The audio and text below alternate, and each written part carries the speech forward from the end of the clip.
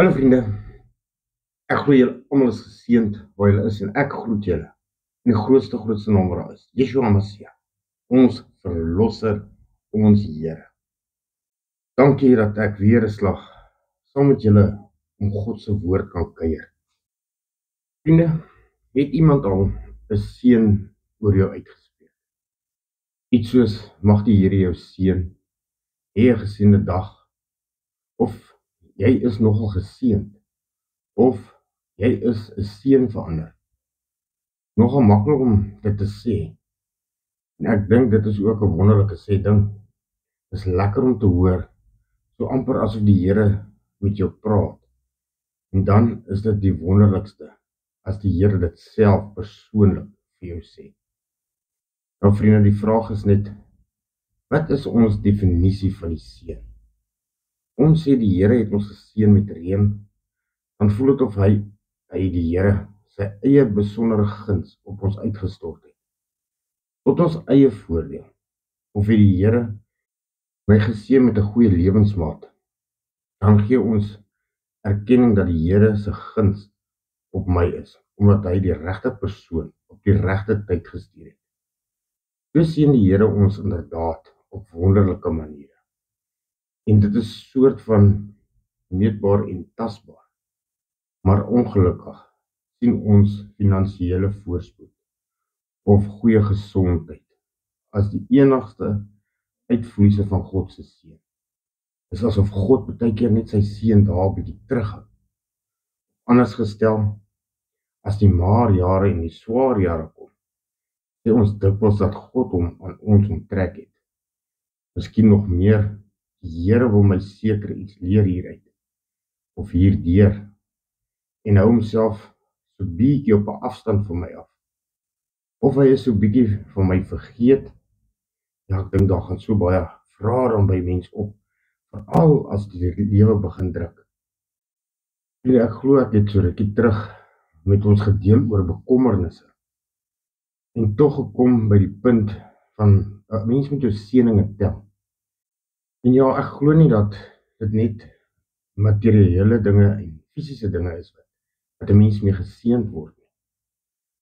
Maar ek dink as ons net 'n bietjie verder gaan delf in wat het Jesus eintlik vir ons gesê as hy vir ons sê ons is geseën.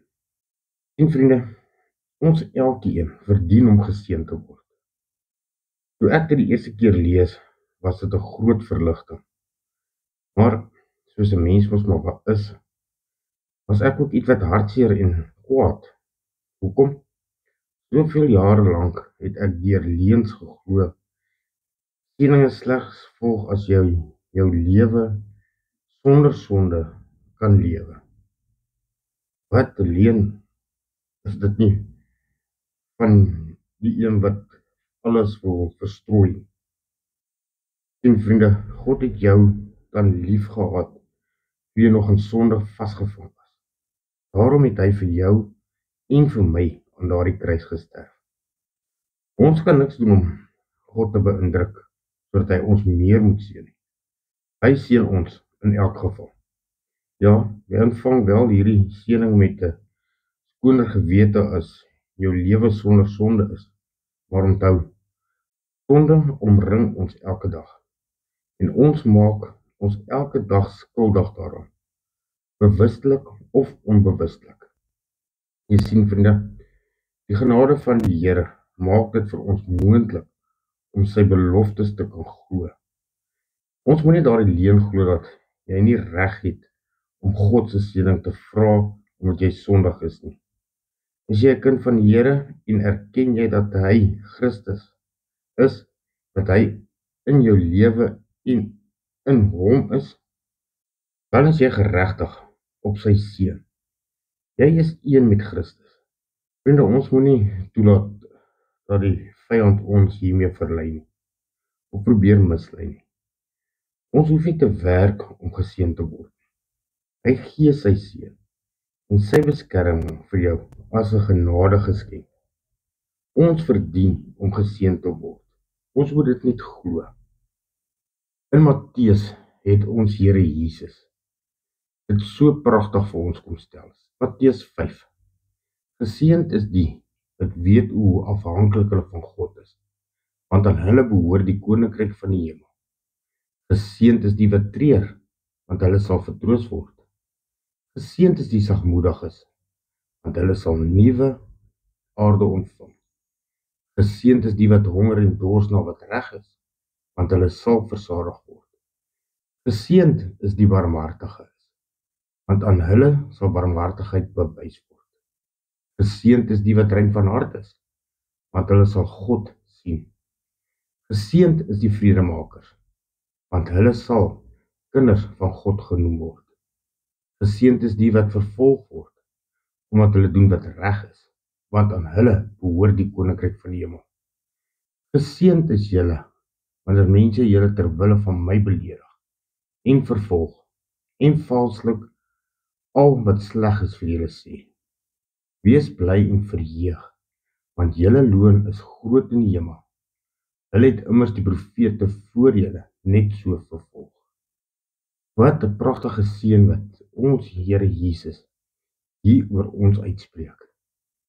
En vriende, hier het ons Here Jesus vir ons 'n klomp seëninge kom uitdeel.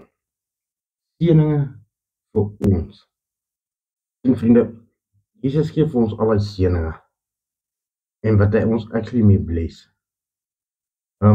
Maar dit is nog steeds van ons as mens om dit tog te aanvaar en ja, tog te leef soos wat ons Here Jesus van ons verlang, om eintlik in sy spore en sy voetspore te loop.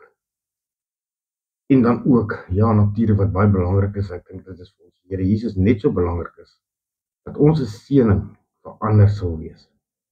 Nie alles vir onsself nie. Vriende, laat my toe om in die volgende boodskap wil ek graag, as dit God se wil is, 'n bietjie dieper in dit indelf aan daardie woorde wat ons Here Jesus vir ons gegee het en vir ons gestuur het, sy seën wat hy oor ons uitgespreek het, wat dit alles nog behels. Skakel gerus weer in. Ek sien uit om dit met julle te deel. En ja, mag ons geseënd wees, tot ons mekaar weer op die liggolwe raakloop. O allerheiligste almagtige koning van alle konings, Jahwe, Here my God, onsse God, ons Vader.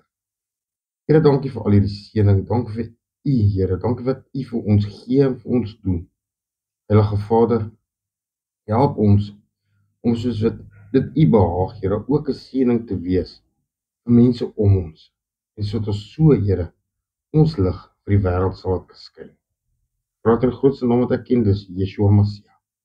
Ek dank U daarvoor, my liefdevolle Vader. Amen. Vriende, laat my toe om julle te groet met hierdie seën. Geseënd is die man wat op die Here vertrou, en wie sy vertrou in die Here is. Want hy sal wees soos 'n boom wat by die waters geplant is, en sy wortels uitskiet by die stroom, en nie vrees as daar hitte kom nie, maar sy blad bly groen. En in 'n jaar van droogte is hy nie besorg nie, en hou nie op om vrug te dra nie. Mag julle geseënd wees. Shalom.